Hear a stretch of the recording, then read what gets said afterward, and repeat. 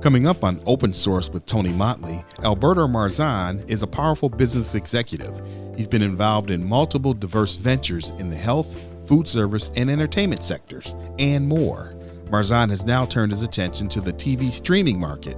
I'll talk to Alberto Marzan about his latest venture, Vuma TV, next. The way that Hollywood works is you have very few decision makers that are greenlighting projects. Those decision makers are primarily in one class of executive. Those are the folks that are running the large and major studios that have unlimited spending power to create content.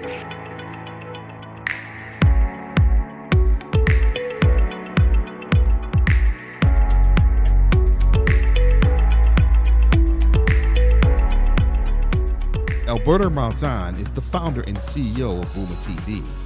Vuma means all together in Zulu. Marzan has positioned Vuma TV to bridge the gap in media for global multicultural audiences and consumers of color. Alberto Marzan, welcome to Open Source. Thank you very much, Tony. I'm happy to be here and excited to share what we've been through.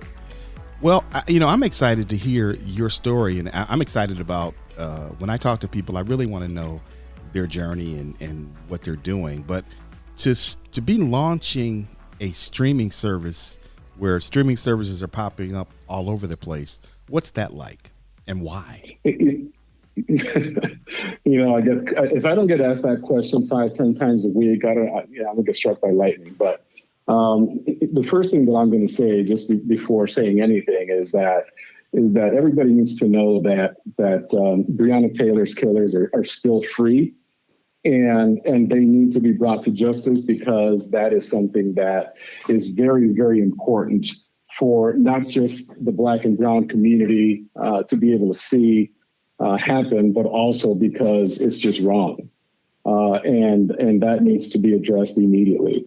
But to get to your question, the media in today's age is basically the new oil.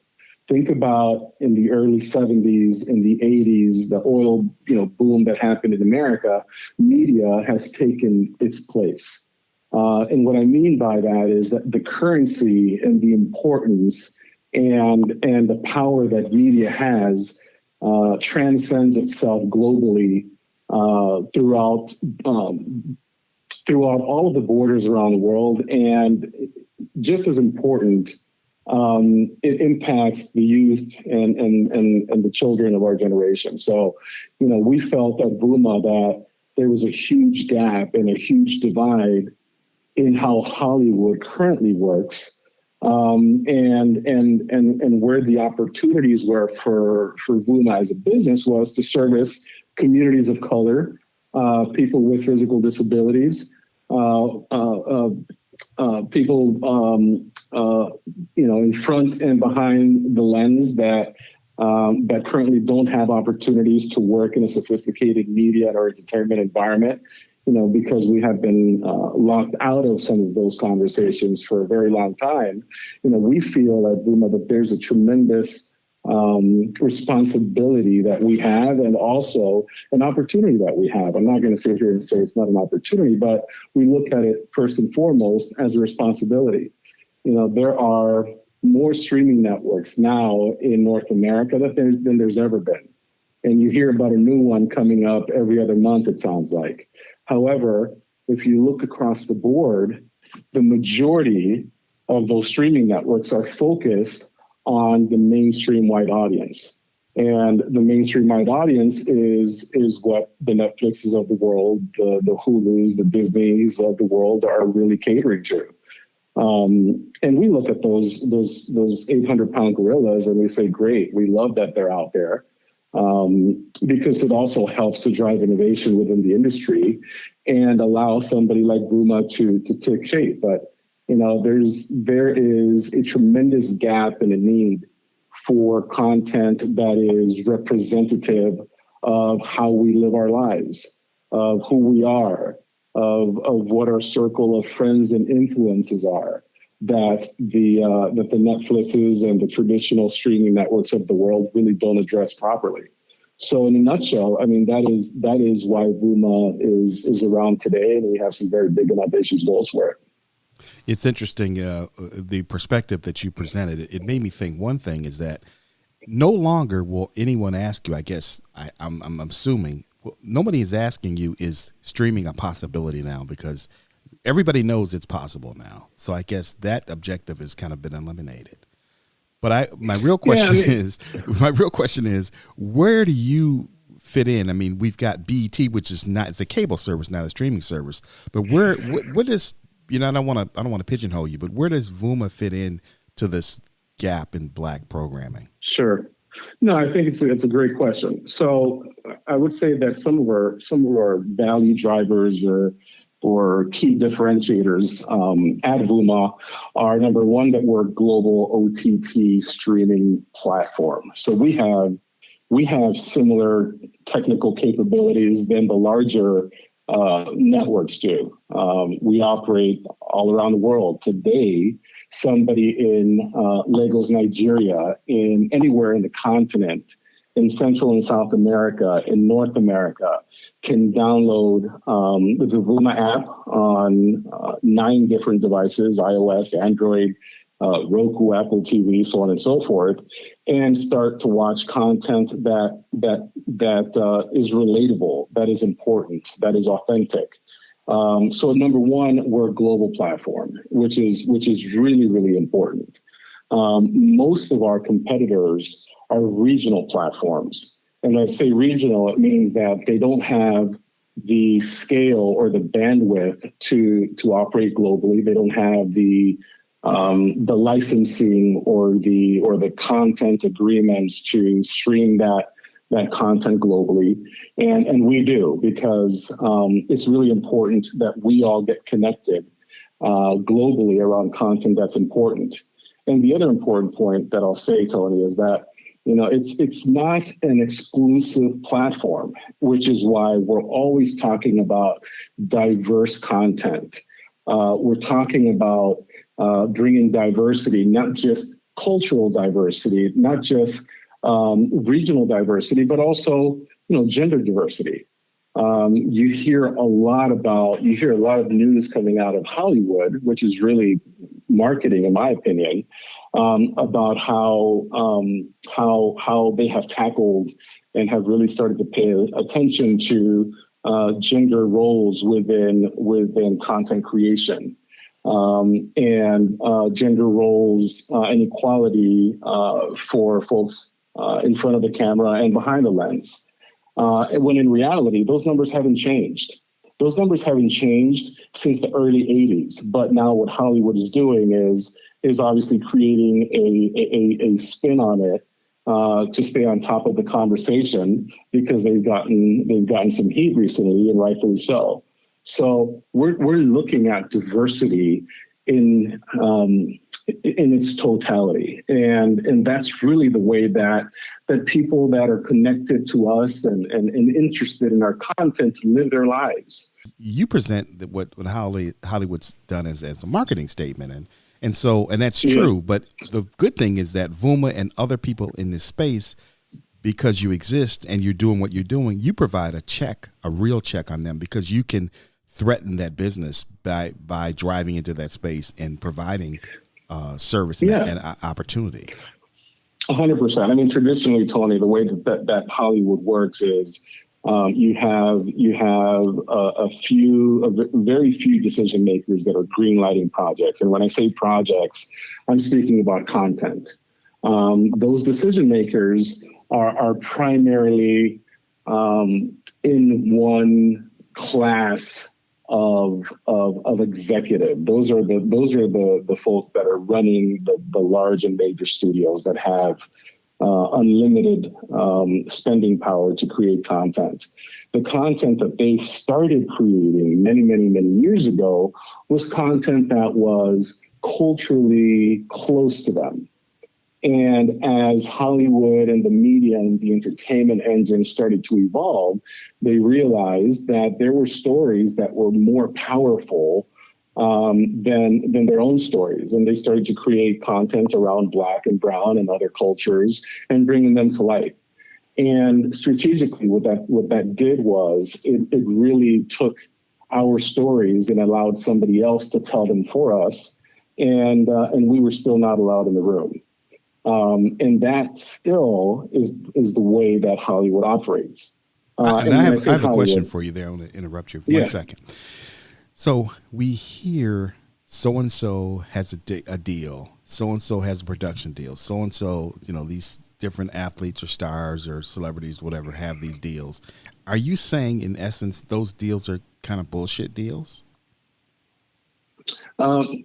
Say that again. Well, we hear often that a certain a star or an athlete or whoever has a production deal with so and so, some company or some network, and they, but the content that we see still remains the same mostly. So, are we saying when we hear these kind of deals, these production deals that people have, are they just kind of bullshit deals? That's what I'm saying. Well, I think that they're not bullshit deals because they're very strategically placed or created to meet some type of initiative. Let me give you a perfect example. There is another streaming service that I'm not gonna name any names, but I'm very close with the founder of that network. That network was used by AT&T way back when they were trying to purchase Warner Media, to basically get the federal judge to greenlight AT&T's purchase of Warner. And how did that happen? The streaming service went to AT&T. AT&T invested millions of dollars into the streaming service. And the only reason why they invested into that streaming service was because the first time AT&T went in front of the Supreme Court to get the deal greenlit, the judge said, no, there's not enough diversity included into this package. So what did AT&T do? They went in and gave this other company millions of dollars. They checked that box off. The judge saw that AT&T was compliant in his request, and then greenlit the deal for AT&T to buy Warner Media. Fast forward, not even a year and a half, AT&T now owns a very large stake in that company. They're not allowing them to restructure that debt. They're not allowing any other investor into the company. So they're trying to squeeze the life out of it. So to answer your question, they're not bullshit deals. They're all very carefully created and strategically placed to continue the domination and the exclusion of people of color in decision-making roles. Okay, that's very excellent information. Now, for VUMA, is this an opportunity for content creators as well? 100%. I mean, when I said earlier that we have a responsibility to empower not just our North American community, because we see our community as a global community, and the global community is made up of different people that have lived different lives. However, they see the world through the similar lens that you and I do, which is a lens of equality, which is a lens of, hey, let's work hard, let's empower and build our communities up, as opposed to what we are used to today.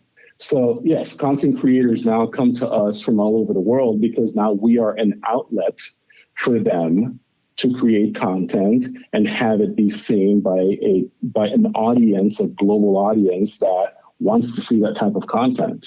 And when Netflix was marketing that they were spending $7-8 billion on content, everybody under the moon thought, hey, we're going to get a deal with Netflix. And obviously that just doesn't happen because they're focused on very specific type of content and audience. Right. They cherry picked some African Americans, and then the rest is kind of pretty much still just all white. Correct. Where can I see VUMA? You said Fire TV, Roku, those things. And what does it cost? What are we asking for people to invest in that? One of our other key differentiators is that We have a free account. If you don't want to pay for content or for a subscription to Vuma, you don't have to. You sign up for the free account, and you can watch any of the content, any of the titles that we have. You just have to sit through commercials. And many people today are completely fine with that, just because of the saturation of the marketplace in North America. You go to Europe. We have an office in London. You go to Europe, and it's a completely different appetite. You go to the continent, and it's a completely different appetite. So we have a free account, and then you have a paid account. If you don't want to watch commercials, you pay the $6.99 per month, and you can watch all of the Vuma content you want. Currently, we are on iOS, Apple TV, Android TV, Amazon Fire Stick, Roku, and next month we'll be on Samsung, LG, Vizio, Xbox, and Sony. So, I mean, we're really looking to grow this as a global brand, not just because of the environment that we are in or the importance of content in our society today, but because the need for our global addressable market is stronger than it's ever been. And we just want to be able to have control over the type of content that's available. That's interesting. Now, you mentioned these. We started off this conversation. You mentioned Breonna Taylor, which is a jumping off point for me. What impact has this movement had on your business plan or opportunities that are presented to you, or how has it impacted you? You know, the impact, I call it the unfortunate perfect storm, because it's unfortunate that in 2020, in 2019, in 2018, we're still dealing with this bullshit. And it's just, you know, it is challenging to just, as a man of color that comes from a Black family and has Black nieces and nephews. I mean, I am, don't get me activated, Sony, because this will turn into a very different type of conversation.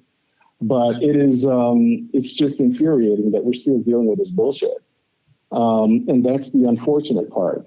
The storm is that, you know, we launched during the middle of this unprecedented pandemic. Like, the fuck is a pandemic, and where is it? Like, why is it happening now in 2020? So all of these factors are absolutely crippling to us as humans and as a society. Yet the importance of Vuma has skyrocketed. People are at home more than ever before, and there have been a number of conversations that I've been a part of regarding our kids being at home more than ever. What are they watching, and how does that transfer into their psyche, and what does that do to them in this important adolescent age? Knowing that children absorb the most amount of information, humans absorb the most amount of information between the ages of 5 and 13. So if you think about that, between the ages of 5 and 13, our brains are absorbing and taking in more information than they will ever take in our entire lives. And now you cross-reference that against what they're seeing in the media, what they're seeing in content. So there is, you know, we're looking way around the curve here, but there is some real concern that we have at Vuma, just because the level of content, the type of content that's out there, could be more detrimental than empowering. So that it's a really hot topic for us internally. So we're focused on combating a lot of that.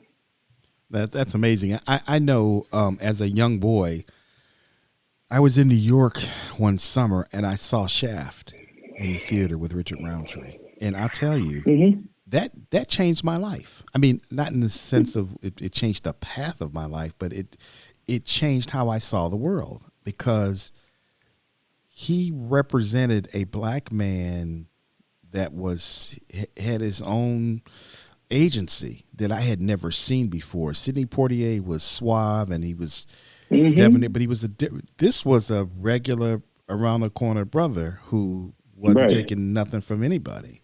And so I can tell you absolutely what we see impacts how we see the world. Let me share with you from my side of the table. When I was young, my family is Dominican, Haitian, and Venezuelan. It's like the United Nations in my family, trust me. We immigrated to the United States through the traditional immigrant story. We went through the immigration system.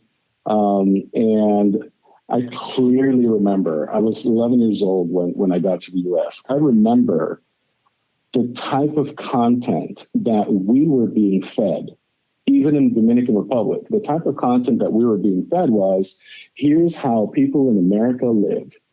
They live on golf courses. They wear their sweaters. They play tennis. They do all of the drive golf carts around. Here's what it's going to be like when we get to America. And we got to Miami, like most immigrants from that part of the world. You get to Miami first.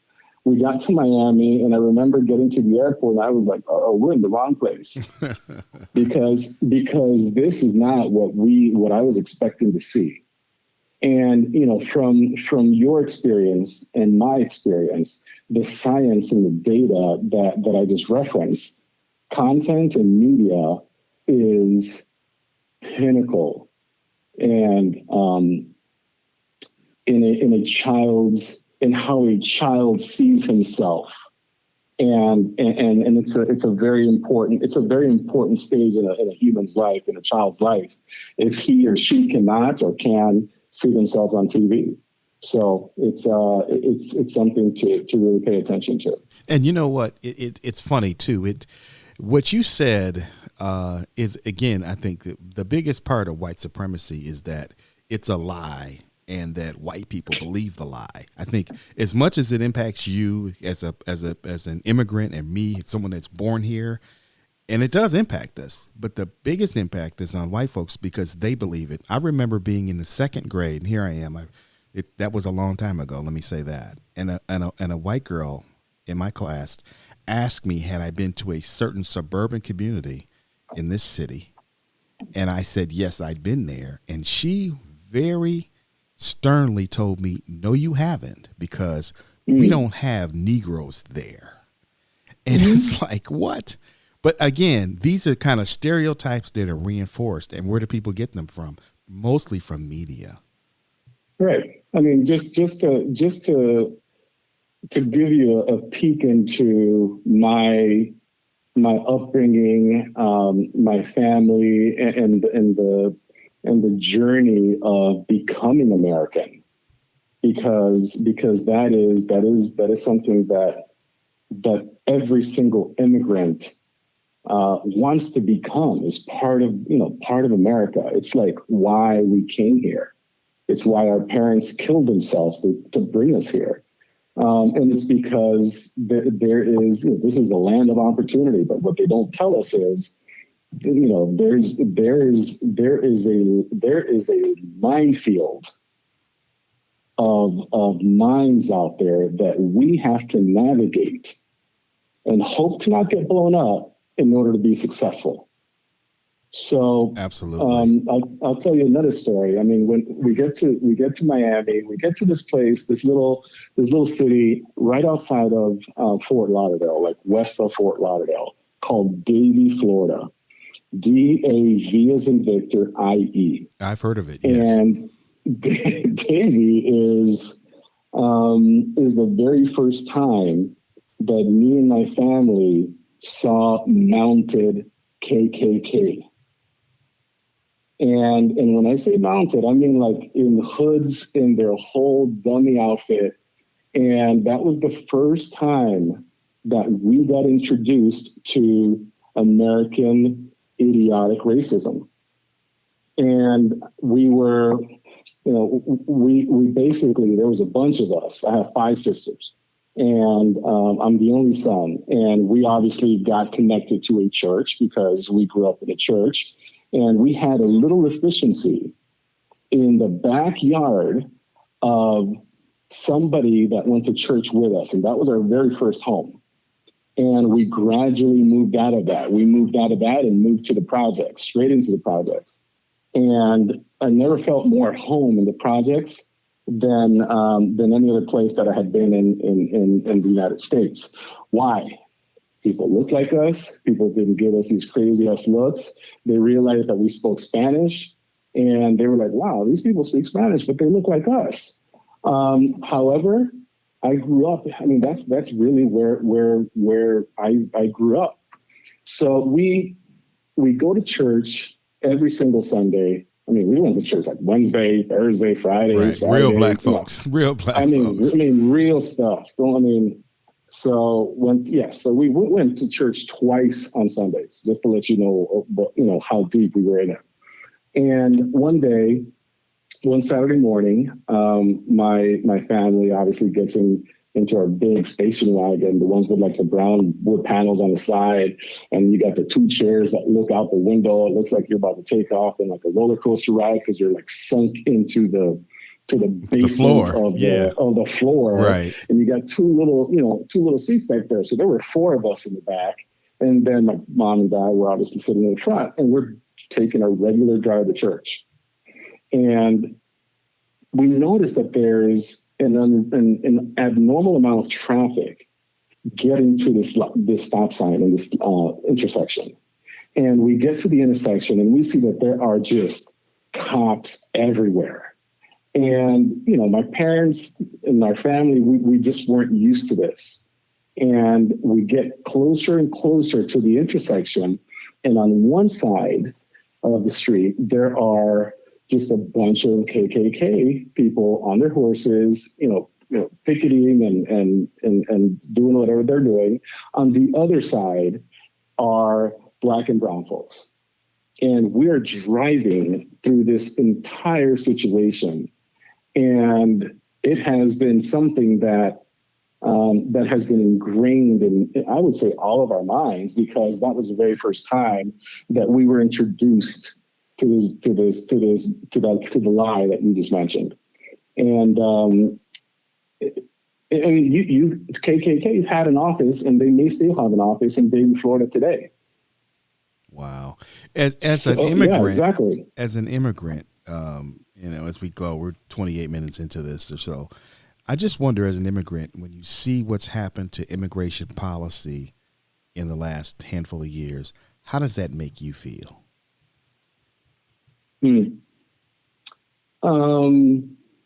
Scared, probably just scared for, if something drastic doesn't happen, if we don't take control back, it is going to be a scary country. And we need to take control back. We need to be able to get this idiot out of the White House and all of his members, because it's a race war. I mean, it is what it is. It is a race war. I don't care what side of the fence you sit on. It is a race war that is currently going on, and somebody's going to come out as the winner. Hopefully, it's us. So when you say smart racism and you want people to wake up to smart racism, what do you mean? So I'll give you an example. So I'm currently in Minneapolis. So before I moved to Minneapolis in January of this year, I was in between LA and London before that.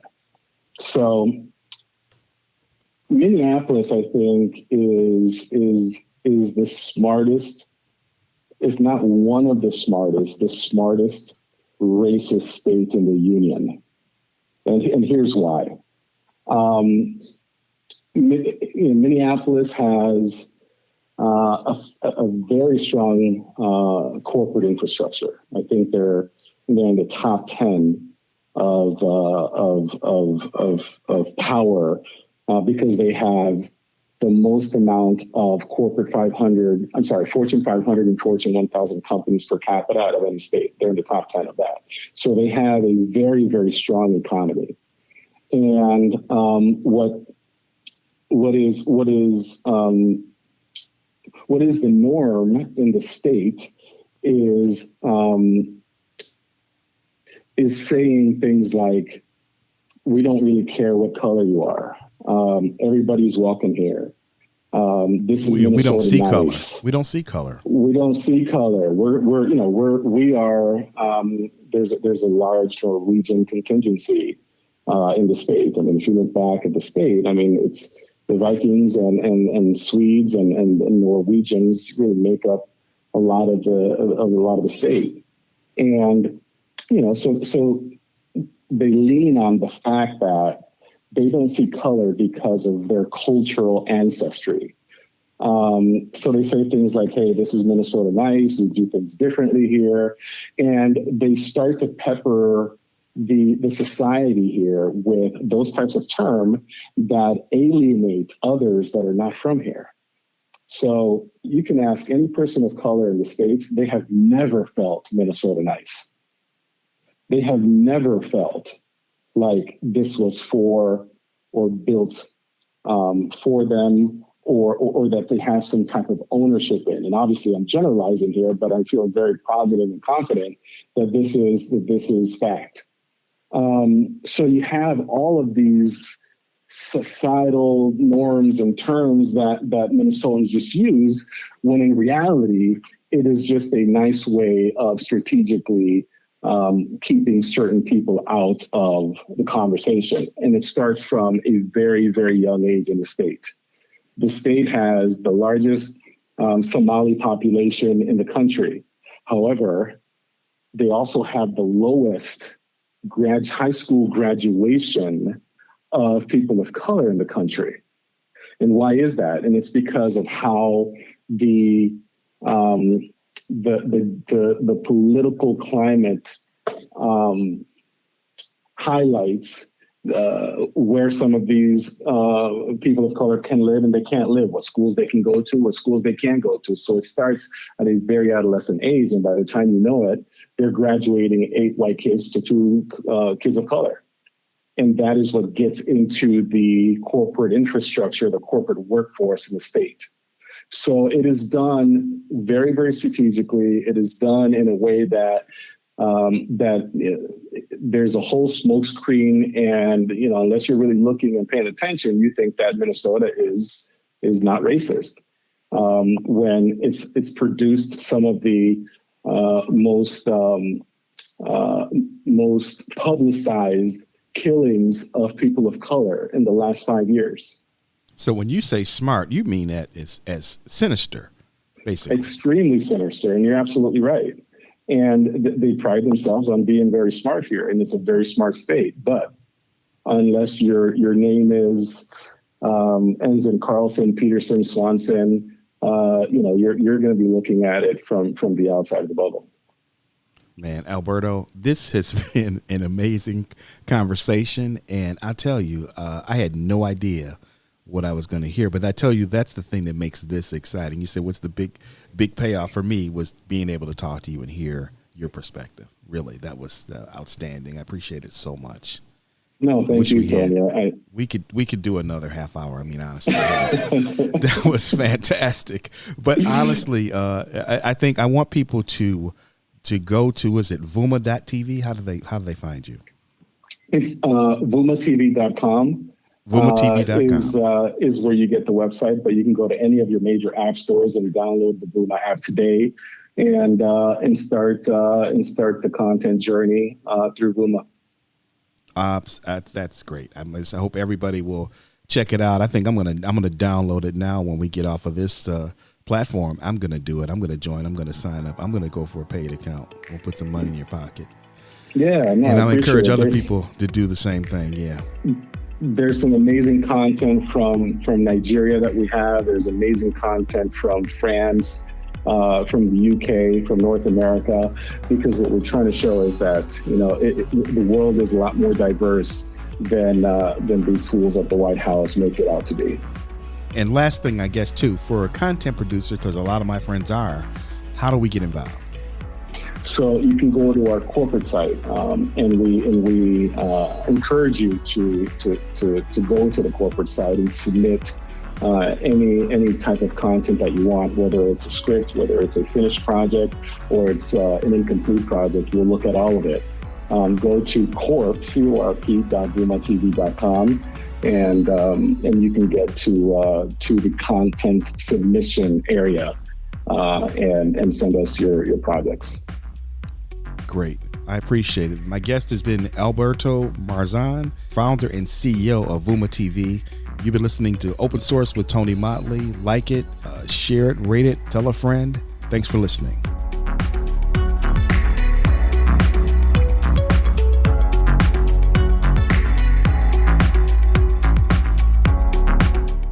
Open Source with Tony Motley is a production of Duet Digital Media and McLaughlin Media.